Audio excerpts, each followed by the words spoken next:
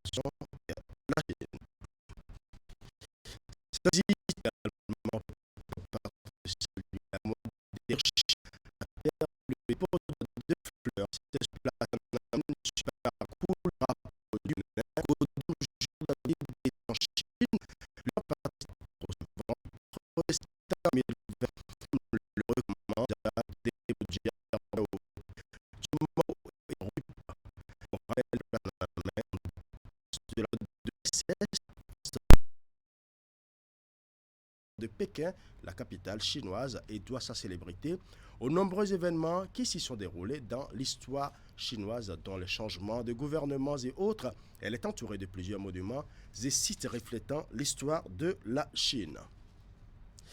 Outre ce cérémonial, le président Patrice Talon a été reçu dans la matinée de ce vendredi 1er septembre 2023 au Grand Palais du Peuple à Pékin par Li Qiang, Premier ministre de la Chine, et ensuite par Zhao Leji, président de l'Assemblée nationale populaire de Chine. Durant les deux rencontres et après avoir remercié les autorités chinoises pour l'accueil chaleureux dont sa délégation et lui-même font l'objet depuis leur arrivée, le président Patrice Talon leur a passé en revue quelques principales réformes structurantes effectuées au Bénin sous son égide dans les domaines de la bonne gouvernance, du climat des affaires, de la promotion de l'enseignement technique, de la formation professionnelle et bien d'autres. Au regard de la crédibilité internationale qu'affiche désormais le Bénin, le président Patrice Talon a invité ses hôtes à s'investir davantage pour établir avec lui un modèle de coopération bénéfique entre la Chine et le Bénin, la finalité pour lui étant que tous les efforts conjugués aient un impact perceptible sur les populations. Il faut préciser que quelques heures après son arrivée en terre chinoise, dans le cadre de sa visite d'État, le président Patrice Talon s'est rendu hier jeudi au musée de l'école du Parti communiste chinois où il a été accueilli par le vice-président de l'école du parti. Voici le point de la première journée de la visite du président Patrice Talon en Chine. Fondé le 13 mars 1933 par le comité central du Parti communiste chinois, l'école du parti est un centre d'excellence et de renforcement des capacités des fonctionnaires membres du Parti communiste et qui permet de former les dirigeants chinois qui exerceront des fonctions importantes en province et au niveau national. En son sein et au travers des 3000 pôles décentralisés de cette école répartie sur l'ensemble du territoire, le Parti communiste chinois forme chaque année plus de 700 000 cadres sur les différentes théories qui constituent ses idées directrices, le renforcement de la vision et de l'engagement de ses membres, le leadership et la lutte contre la corruption. Désireux d'en entreprendre un peu plus au sujet du mode de fonctionnement du PCC ainsi que l'impact de cette école sur l'ensemble des personnes qu'elle forme, le président Patrice Talon a pendant plus d'une trentaine de minutes scruté les archives et photos présentes dans ce musée qui abrite la mémoire du parti et met en lumière les grandes figures de son histoire. Au terme de sa visite du musée, s'est tenue une séance d'échange convivial entre les membres de la délégation présidentielle et quelques hauts fonctionnaires du parti. Je vous remercie pour cet honneur qui est fait à moi-même et à ma délégation pour venir en ce lieu emblématique du développement et du rayonnement de la Chine. C'était impressionnant de voir combien un outil central peut contribuer à travers le temps à l'efficacité et à la gouvernance pour porter la Chine là où elle est. Le développement durable n'est jamais l'effet du hasard. On voit bien que c'est un processus et cette école est dans le processus de pensée, de mise en œuvre des actions et c'est de grande inspiration. Mais quand on voit d'où la Chine est partie et combien de progrès vous avez réalisé en si peu de temps, et qu'on voit le mécanisme, c'est la formation, c'est l'engagement, et notamment des élites, des dirigeants. Et nous conduisons le destin de nos pays avec ce qu'on appelle du tout venant. Et malheureusement, les uns et les autres qui constituent l'élite de gouvernance n'ont pas les aptitudes qu'il faut, n'ont pas les prérequis, n'ont pas les formations, n'ont pas les niveaux d'engagement qu'il faut. Et pourtant, c'est eux qui doivent décider et diriger ces pays. Comprenez pourquoi l'Afrique a tant de retard. Cette école est une grande inspiration qui atteste l'engagement des élites chinoises, conclura le président Patrice Talon au terme des échanges. Retour au Bénin, nous allons parler de la police républicaine qui clarifie les informations erronées et diffamatoires publié par l'hebdomadaire Olofofo sur de présumées irrégularités relatives à une supposée mise en formation de fonctionnaires de l'ex-gendarmerie titulaire d'un brevet de commandant de brigade. Le porte-parole de la police républicaine était face à la presse ce jeudi pour éclairer la lanterne de l'opinion publique en apportant des rectifications aussi bien sur la forme que sur le contenu de l'article. Une équipe de Canal 3 Bénin était présente à cette conférence de presse. Voici un extrait du porte-parole de la police républicaine. L'hebdomadaire Olofofo, dans sa parution du lundi 28 août 2023, a colporté des informations manifestement inexactes qui méritent d'être rectifiées au regard du discrédit qu'elle jette sur la police républicaine. À travers une série de contre-vérités, l'auteur de l'article évoque de prétendues irrégularités par rapport à la mise en formation des fonctionnaires de police titulaires du brevet de commandant de brigade et ayant occupé des fonctions de commandement des unités territoriales de l'ex-gendarmerie nationale. Ce postulat spéculatif étale au grand jour une intention malveillante de détourner l'attention de l'opinion publique des dispositions de l'article 181 de la loi numéro 2020-16 du 4 juillet 2020 portant statut spécial des personnels de la police républicaine, qui a conféré aux fonctionnaires de police concernés des droits acquis depuis la date du 2 juillet 2018. En effet, il ne s'agit pas d'un recrutement direct dans le corps des officiers de police, comme l'auteur de l'article a voulu le faire croire, mais d'un reversement à titre de régularisation de leur situation administrative. Outre ces fonctionnaires de police, d'autres sont concernés par une régularisation de leur situation administrative conformément aux dispositions des articles 177 à 180 de la loi statutaire. Concernant les faits de tentative de corruption évoqués, l'auteur est resté dans des supputations, sans en apporter la preuve manifeste qui aurait pu être utile aux structures chargées de l'application de la loi. Par ailleurs, aucune pression n'a été exercée sur le jury d'examen.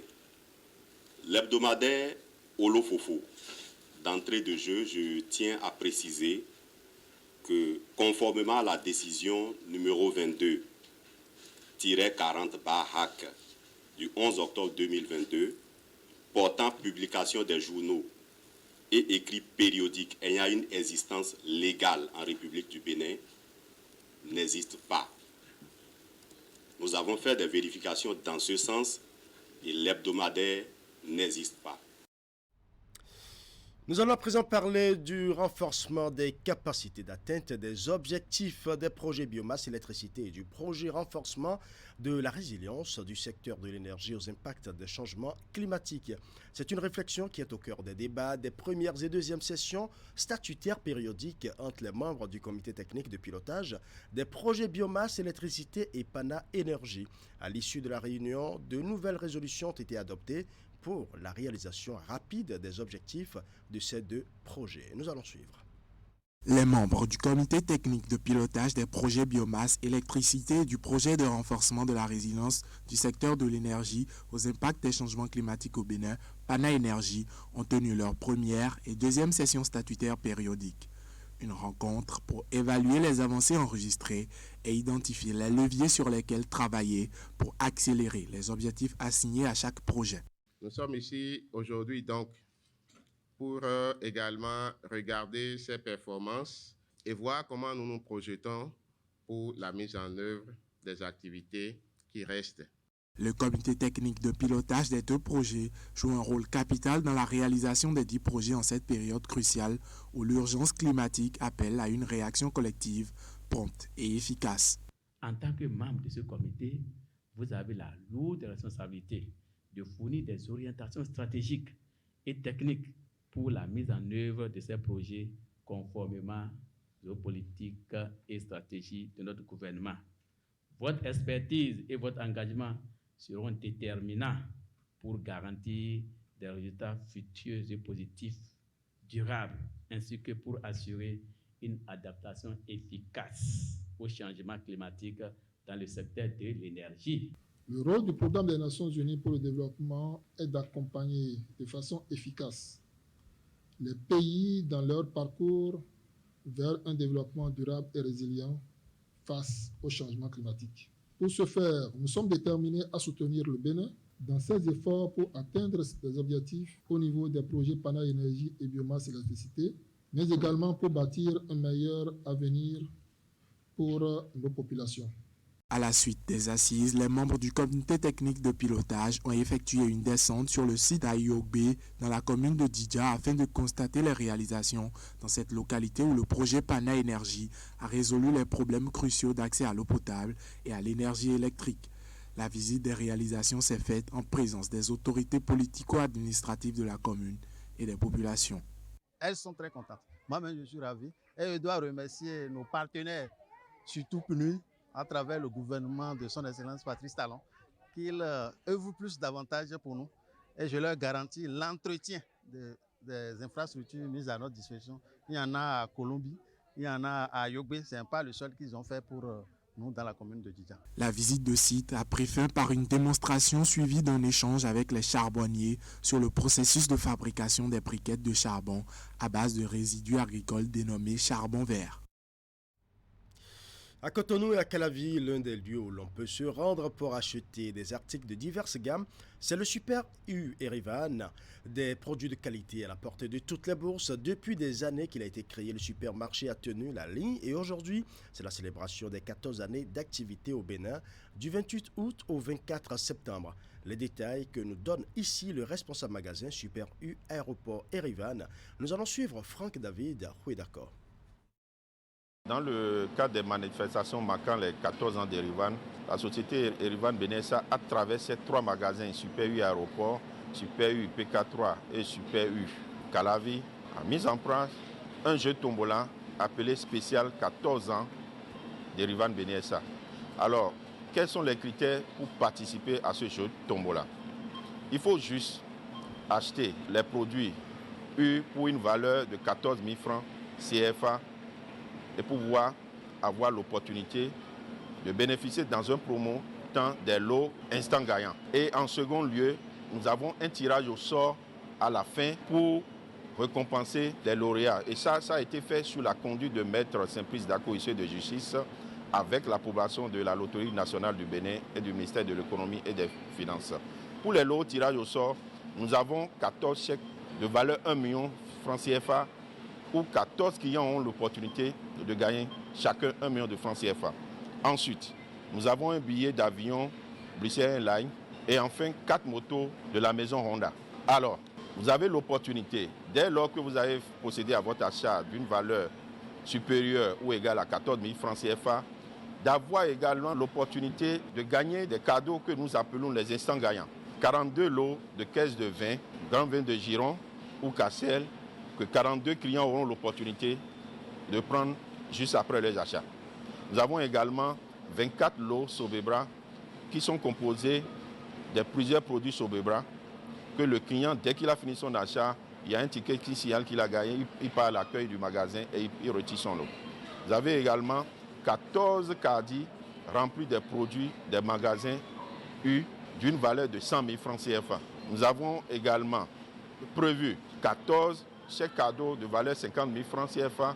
Ceux qui vont gagner ces chèques cadeaux doivent les utiliser avant le 30 novembre dans nos différents magasins pour acheter des produits à valeur concurrente de 50 000 francs CFA. Nous avons aussi l'opportunité de donner à des couples d'aller visiter le complexe hôtelier Casa del Papa de Ouidah pour un séjour à 2. Et ça, nous avons 7 cadeaux mis en jeu à ce niveau.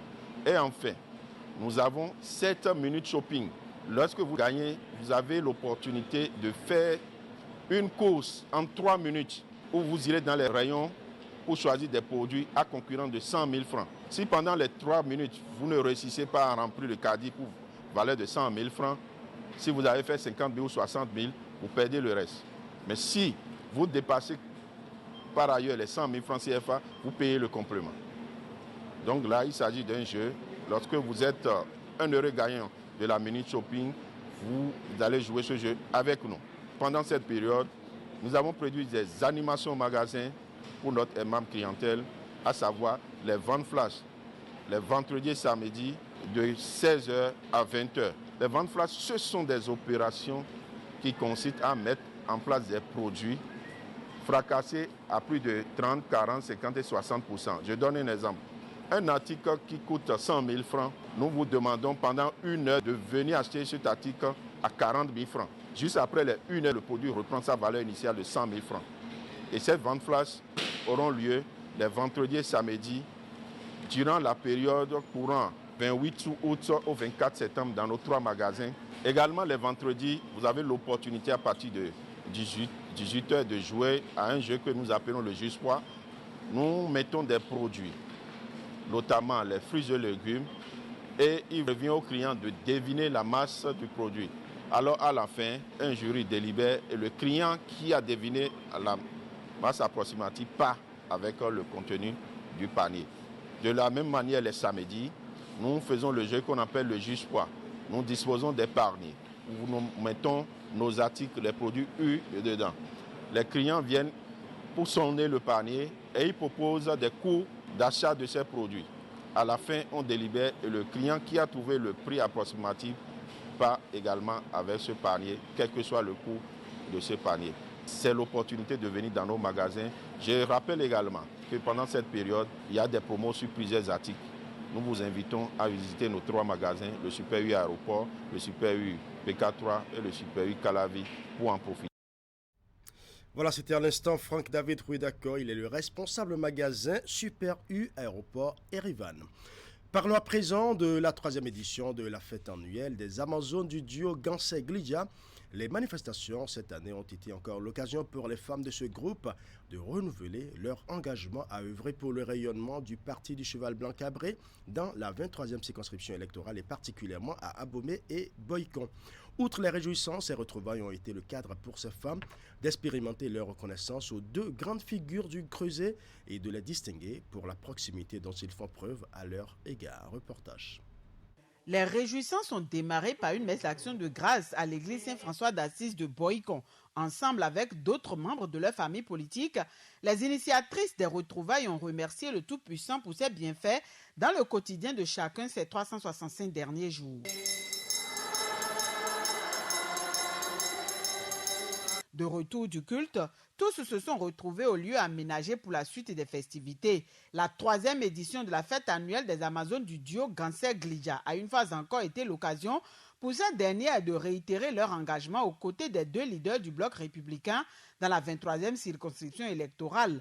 Reconnues pour leur bravoure ainsi que leur combativité, ces femmes ont saisi l'opportunité pour donner à l'élu parlementaire et sa suppléante la garantie d'un indéfectible soutien en vue de faire davantage rayonner le parti du cheval blanc cabré. La mission principale des Amazones du duo Ganser-Glidja est de soutenir de façon indéfectible le cheval cabré, le Giga Parti, le parti des jeunes et des femmes, le bloc républicain sous le leadership de l'honorable Ama Ganser et de notre Amazone, professeur Judith Glidja. Honorables invités, c'est le moment pour nous aujourd'hui de vous dire que nous avons compris l'importance d'avoir porté notre choix sur le bloc républicain. Étalées sur toute une journée, les manifestations ont été marquées par plusieurs interventions. La fête devenue une tradition a été cette année le cadre choisi par ces braves femmes pour exprimer leur reconnaissance au duo. À cet effet, Judith Glidja a été élevée au rang de princesse du parti dans la 23e circonscription électorale. Vraiment, nous avons été sidérés, ou même vous avez vu comment elles sont organisées. Elles nous font beaucoup de surprises, elles nous apportent beaucoup de bonheur au cœur. En fait, c'est des dames qui ont commencé avec l'honorable Ganser. Donc on les appelait les Amazones de l'honorable Ganser. Mais depuis que l'honorable Ganser et moi, nous avons été sur la liste pour les élections, elles m'ont adopté et vous avez vu ce qu'elles ont fait de moi. Vous savez, les femmes sont sincères en partenariat, les femmes sont sincères en amitié, les femmes sont sincères dans les collaborations. Et donc, aujourd'hui, elles m'ont honoré, elles m'ont surpris à travers un joli cadeau et elles m'ont également surpris à travers la décoration de l'honorable DG Judith Glidja. Elles l'ont élevée au rang de princesse Nan Gandjeou. Elles disent par là qu'elles continuent de compter sur les œuvres sociales de Madame Glidja. Je pense que c'est un événement à célébrer, c'est un événement à encourager. Moment fraternel, empreinte de convivialité, la fête a aussi connu la présence d'autorités, cadres et camarades de parti, de même que bien d'autres convives. L'opinion publique et internationale peut être maintenant rassurée. Le ministre de la Jeunesse, des Sports et Loisirs s'est rendu ce jeudi sur l'esplanade de la place Amazone de Cotonou pour visiter le site qui abritera le 50e championnat du monde de pétanque. Avec sa délégation, Oswald Homeki a fait le tour des différentes infrastructures aménagées pour accueillir la compétition. À 8 jours du début des épreuves, le décor est planté pour faire vibrer le public sportif béninois. Le point de cette visite avec Leroux Bellou. Oswald Homeki et les membres du bureau exécutif de la Fédération béninoise de pétanque sur l'espace Athéna. Oui, l'espace Athéna. C'est la dénomination du boulodrome temporaire érigé pour accueillir les 50e mondiaux de pétanque. Le Bénin est prêt et les meilleurs athlètes de la pétanque mondiale sont attendus ici à partir du 8 septembre pour faire vivre au public sportif un événement inédit. Le Bénin est prêt à les accueillir sur des infrastructures aux standards internationaux. Le Bénin est prêt à les accueillir dans une ambiance de convivialité pour célébrer cette discipline sportive qui se donne rendez-vous ici avec les meilleures nations mondiales. Et vous le voyez vous-même aujourd'hui, ce que nous avons prévu de faire sur les plans n'est pas une maquette, ça a été réalisé. Et aujourd'hui, ce terrain est prêt pour accueillir toutes les compétitions. Si le pari de la réalisation des infrastructures est déjà une réussite, le Bénin nourrit également de grandes ambitions pour ce championnat du monde de pétanque. Les athlètes béninois veulent à leur tour relever le pari de la performance sportive. Le président de la Fédération béninoise de pétanque, Garba Yaya, l'affirme avec conviction. Point n'est besoin de rappeler la performance de notre équipe nationale. Il n'est pas nécessaire de dire que nous avons été sur le toit mondial en étant vice-champion et plusieurs fois la Coupe des Nations. Mais je dois dire que si tout le monde est derrière notre équipe, eh bien, nous n'allons pas décevoir. La coupe restera ici au Bénin. Du 8 au 17 septembre, les projecteurs seront braqués sur l'esplanade de l'Amazone de Cotonou pour ses 50e championnats du monde de pétanque. Actuellement, l'équipe nationale de pétanque poursuit sa reconnaissance des airs qui accueille la compétition depuis mardi dernier. Sport toujours, le sélectionneur des Guépards du Bénin était en conférence ce jeudi au stade de l'Amitié Générale Mathieu Kéréko de Cotonou. Objectif, publier sa liste pour le match contre le Mozambique comme tempo, la 6e et dernière journée des éliminatoires CAN Côte d'Ivoire 2023. Voici les 25 joueurs convoqués par Guernera, suivi de son explication sur la convocation de Ouourou Taminou qui fera ses débuts avec l'équipe A. Suivant. Satine Alabé, Marcel Dandinon, Serge Obassa, Youssouf Assoba, Cédric Outonji, Kiki David, Rachid Moumini, Tamimou Ouourou, Rabio Sankamao, Mohamed Tidjani, Olivier Verdon, Matteo Arlenvi, Cécile Dalbeda, Dodo Doku, Prince Ricardo Dessou, Hassan, Rodrigue Kossi, Junior Olaïton, Stéphane Sesséan, David Caro Chichao, Jodel Dessou, Andreas Rontonji, Marcelin Coupeau, Steve Mounier et le 25e sur cette liste qui s'affiche sur l'écran de la salle de conférence de presse, c'est aussi Aïbou Ouourou Tamimou. On l'a bien observé déjà à la CAN en Égypte, c'était U20. Il a fait un bon transfert aux Émirats arabes et il a fait les 3 premiers matchs avec son club et il a donné satisfaction. Le coach de U20, qui le connaît très bien et que j'ai accompagné récemment en Côte d'Ivoire et qui m'a encore confirmé tout le bien qu'on pense de ce joueur. Et dans notre philosophie qui ne change pas, qui est de travailler pour l'avenir, et de rajeunir le groupe, je pense que l'entrée dans ce groupe de ce jeune joueur, c'est une bonne chose. Ainsi se referme ce journal que je vous remercie d'avoir suivi. Tout le plaisir était pour moi de rester en votre compagnie. Bonne soirée à vous et surtout bon début de week-end à chacun et à tous.